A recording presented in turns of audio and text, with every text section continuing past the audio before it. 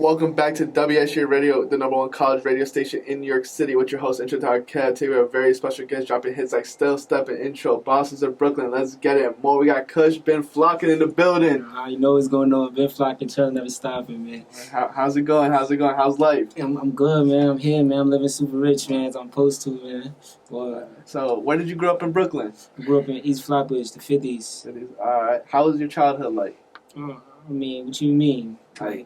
Like how was it like? It was regular. Like I had a regular calm childhood, a regular Flatbush childhood. You heard? Like it wasn't that hard. It wasn't that easy. That's what I always say. You heard? It was, feel me? Right. What does Flatbush mean to you? The 50s. What does it mean to you? That's my hood. That's where I came from. You heard? Like that's where. You feel me? That's where the love at. You heard? I'ma always be. You feel me? I'm never going ever forget about my hood. I'ma always straight back to my hood. You heard? So that mean everything to me, really. Flatbush in the 50s. So when you blow up and become mainstream, how are you gonna give back to Flatbush? How are you gonna? To be honest, I don't know yet. You heard, but they're accounted for a fact. You heard, like I don't want to be cliche and say, oh, I'm gonna go give to the communities and go build schools. I don't know. Maybe that's not. I want to be able to do something that's gonna affect my people directly. You feel me? Like I want to affect the 50s. You feel me? I want to feel me like. Whatever the people want is what I want to give them. I don't want to just go build a school and niggas don't really want schools. You feel me? Like, you get what I'm saying? Yeah. So was rapping always your passion? What was your first passion? It was like I've been rapping all my life. All your life? Yeah, bro. Like since I was as long as I could remember, I've been rapping. Bro. So do you have a story? Your first studio session? How was it like? Like my first. To be honest, I can't even tell you how my first studio session was. This is my father here. First of all, you heard. This is my father. You heard. Since I was young, I've been going to the studio with my father. So I can't even tell you what my first studio session was like. I've been in the studio since a baby. So right. What's your favorite studios in New York? My favorite studios. I don't know. I really record in-house mostly. Like I got my own in-house producers. You feel me? But I've been to all the big studios like Quads and shit like that. Like they kind of like I feel like big studios like that though they kind of watering down. They just the name now. You feel me? They're not really focusing on the music. They're not really trying to sit there and work with you and mix and learn your sound. You feel me? So you prefer more home studio? Than like I'd rather work with somebody that know what sound I'm going for, you feel me? You go to these big studios, they just slap whatever together for you and take that, you feel me? So when you're in the home studios, right, like, did you pick up how to engineer and also produce? Yeah, like, I wouldn't say that's something I know how to do and I could, like, make a profession out of, but it's something I definitely know about. I know enough to have an argument with you about, you feel me? And certain shit like engineering, videography, producing, all that. I know a little something about, you feel me? So I was saying, like, looking at your career, you started in the beginning in the drill, and you're still doing drill. Do you ever see, like, drill ever gonna die out, or you think it's always gonna... I think drill made its stamp now. Made its stamp now? I think drill made its stamp now. Like, it's gonna be here, you know? Like, it got a lot of fans, not only in one area. Like, I'm talking about this has become a big thing now. This is an industry thing now. So, I feel like drill made its stamp. It's here. I don't think it's gonna go nowhere for a while. Would you ever leave the drill scene? Like, stop doing drill? No, I'm here. I mean, at the end of the day, that's just my era. And not even only my era, that's my aura as well. That was the first word I meant to use. My aura, like, the drill music is my energy, you feel me? I don't think that's what the fans want to hear, too. So, I'm going to give them what they want, you feel me? Would you ever tap into any other type beats, like, of course, more consistently? Of course. What other type beats would you tap in more consistently? I like the sample beat, the little sample wave that's going on right now. Niggas is using samples in their music. I like that. It's showing growth, you feel me? In the drill music era, I like it. You feel me? That's that. You're going to hear a lot more of that from me. Sample music, you feel me? Shout out to EP on the beat, you feel me? I've been working with him a lot lately. You feel me? Who else? That's really it. Shout out AB Audio. I've been working with him a lot. Like those type of sounding beats, I'm trying to stay around. So how did you name Kush Binflockin? Because you used to be named Kush Blicky. Yeah. So what made you change the name, and how did you get the name from? Kush Binflockin always been around. Like all my loyal supporters know that Kush Binflockin been another moniker for me. You feel me? Some people call me Kush Blicky. Some people call me Kush Binflockin. Some people call me Kush B. Some people just call me Kush. It is what it is. As long as you know, like, I'm that Kush B nigga, that young super rich nigga, you heard, like, you feel me? But the Kush Binflockin thing, you heard, that's our shit, you feel me? That's, we been flocking, you heard, free K been flocking, you feel me? Free trap been flocking, like, that's our situation, you feel me? So, I might as well run with that situation. The whole Kush Blicky thing now, for me, I was rapping under the Kush Blicky name for a while, and the Blicky Gang movement kind of just blew up right around the same time I started rapping. So it kind of just like looked like, you feel me? Yeah. We all a part of the same thing. You get what I'm saying? But the whole, and it looked organic because those really my niggas, you feel me? So it looked like he Blicky Gang, you get what I'm saying? But we us though, we super rich, we SRK, right. So for me, I just wanted to start over. I came home from jail, so first start a new name, for me.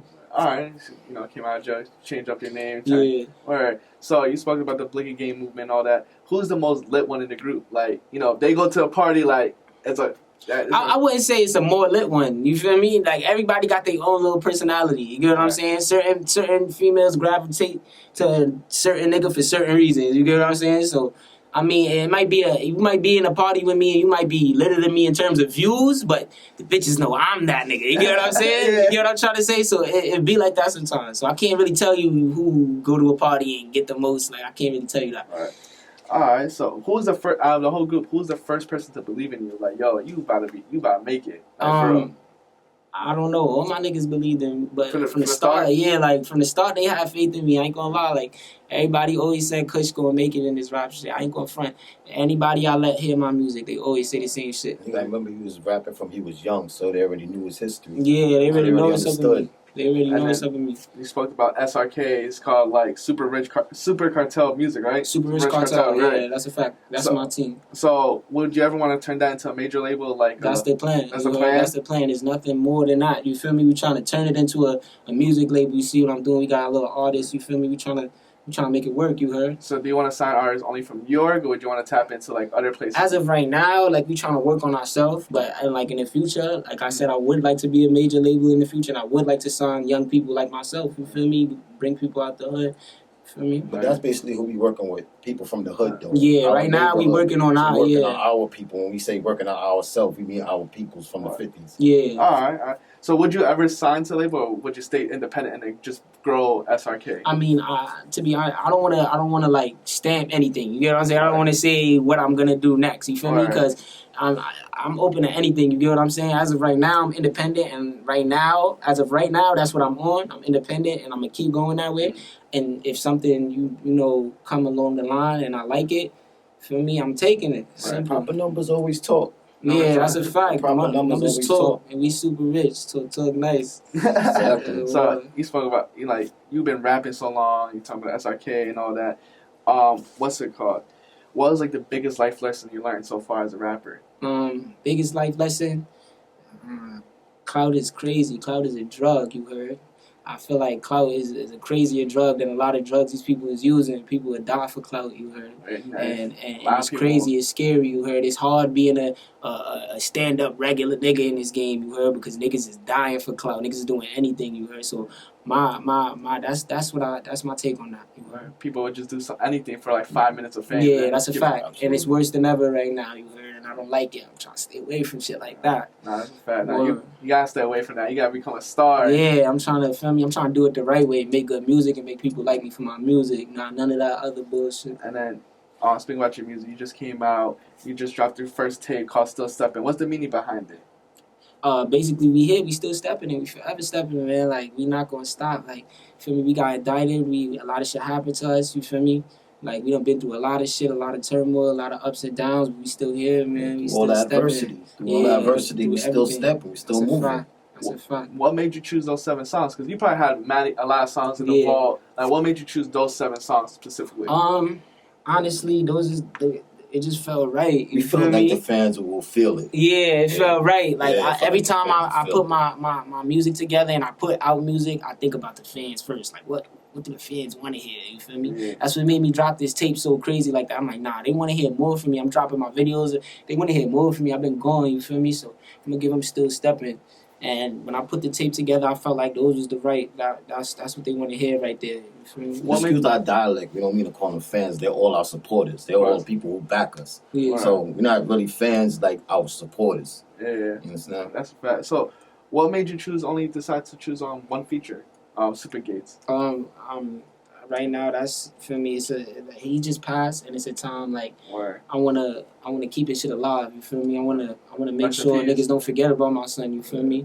He made a big little wave in the 50s, you heard. Not only the 50s, Brooklyn period. All the Brooklyn knew about him. He was getting there. And I want his legacy to continue, you feel me? So I gave him that spotlight. I was originally not going to put no features, you feel me? But yeah, I figured. And then you did music, you did a song with him, you did a song with Tutu and all that. Yeah. Who else would you want to do a collab with? I mean, I feel like I came home and really got next to everybody I was supposed to so far in terms of my conglomerate, the people, the supporters want to see me do music with. You feel me? But in the future, doing music in terms of mainstream artists, like I'm open to anything. You heard? There's nobody I really dream to do music with, but I'm open to anything. Anybody that's young, getting money, feel me, and they official. Get with me, we gonna make music, we gonna make a hit, baby. Nah, I'm from Broward County, so you already know I'm gonna go with this. You gotta make a song with Jack Boy. Yeah, that's a fact. We could do that. Where? Because that's my hometown, you feel me? Kodak, Jack Boy, and all that. So coming from Florida, coming to New York. Nah, yeah, we could do that for sure. I'm locked in with the Sniper Gang homies. With them. Yeah, I'm locked in with the Sniper Gang homies. We can make it happen. Right. So I seen ever since the XXL Freshman came out, right? There has been a lot of platforms talking to town what NYC sounds like, promoting the NYC XXL. Yeah. Who do you believe needs to be on it? Because I seen you comment saying it's gonna be controversial. Yeah. I wanted to post. It's gonna be controversial. Who do you think should be on it? To be 100% honest, because I just came home and I'm really seeing what's going on for myself, you feel me? And I'm really just noticing what's going on. I'm still learning new artists and everything, you feel me? My man still be putting me onto new niggas that I never heard of and shit.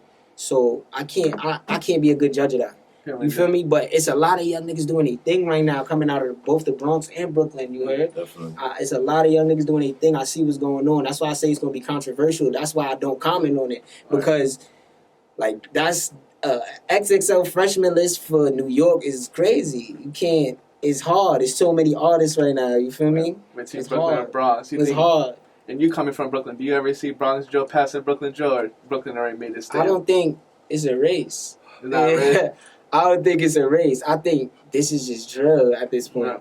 This is New York drill, man. Yeah. Like, I don't like when people say New York drill, Bronx drill, you feel me? At this point, this is just drill, and I like it. I like where it's going. Right. So, over time, you say you've been rapping for years. How did you feel you grew as an artist to now? I feel like I'm more open and doing different shit. And that's period. Like, every year I grow. I feel like I grow more to, like, making different type of music, having different type of ideas, doing different shit in my videos. You feel me? I sit and talk with my pops a lot. And, it's certain shit that I don't agree with him on today. In another year or two, I start to see what he's saying. You get what I'm saying? Yeah. I see myself growing. You feel me? I start to see what he's saying, and we start to implement it in the music. You feel me? So, like, I definitely see myself growing, and the fans and supporters will definitely be able to tell you that Kush grew, you feel me? I'm not just making the drill music, I'm doing whatever, you feel me? Right. And then speaking about your pops, what's the best advice he ever gave you? The best advice? I don't know, he gave me a whole lot of good advice. We talk all the time. Yeah, we talk all the time. That's a crazy question. Him later on, that's the best advice. The best advice, though, he probably ever gave me is don't trust none of these niggas, man. These niggas don't love you for real, man. That's probably the best advice he ever gave me, you heard?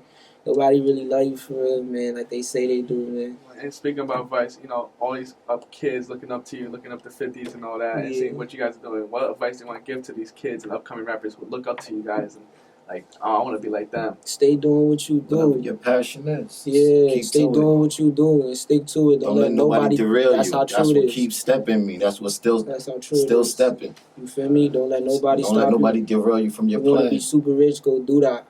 That's a fact. Do you feel satisfied with your career so far? You can look back and like, yeah, I feel for sure. I'm happy what I did. For sure. We've been through a lot. We did a lot. We stood 10 toes. I could be proud of that. What do you want to accomplish by the end of the year? By December of 2021, you're like, I can look back like I did this, this, and that. Like, these needs to be done. I want to make 100 bands at least off my music. Off of music, strictly. You feel me? I want to, by December, I want to be able to say, yo, I made 100 bands off my music streams. My supporters helped me get there. Yeah. What has been the best experience so far as a rapper? Like, studio times, the females, what else? My best experience. My best experience there. Listening to your song, like, in a club or something? My best experience, honestly, was coming home and getting in the booth for the very first time. That was my best experience. How was that first studio session when you came back home then? It was like dream come true, no cap. Like I was in jail for a little minute. Some people would say not too long. To me, it was forever. You heard?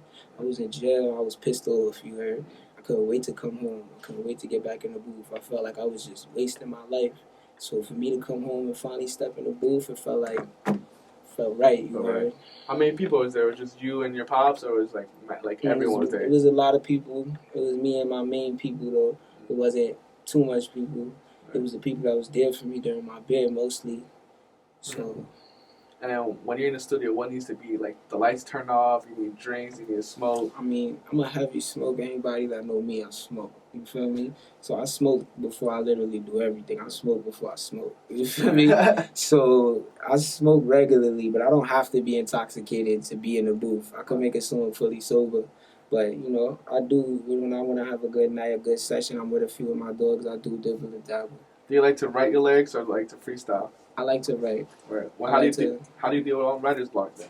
I don't know. I sit it down and I come back to it later. I don't really have writer's block though. To be honest with you, like I'll write for real. Like I go into sessions, I'll write for 15 minutes and make a hit. It's just regular shit. So I ain't gonna lie, I'm a big critic of his, so I'll watch out for all that. I be like, he gonna run out soon, but he be impressing me.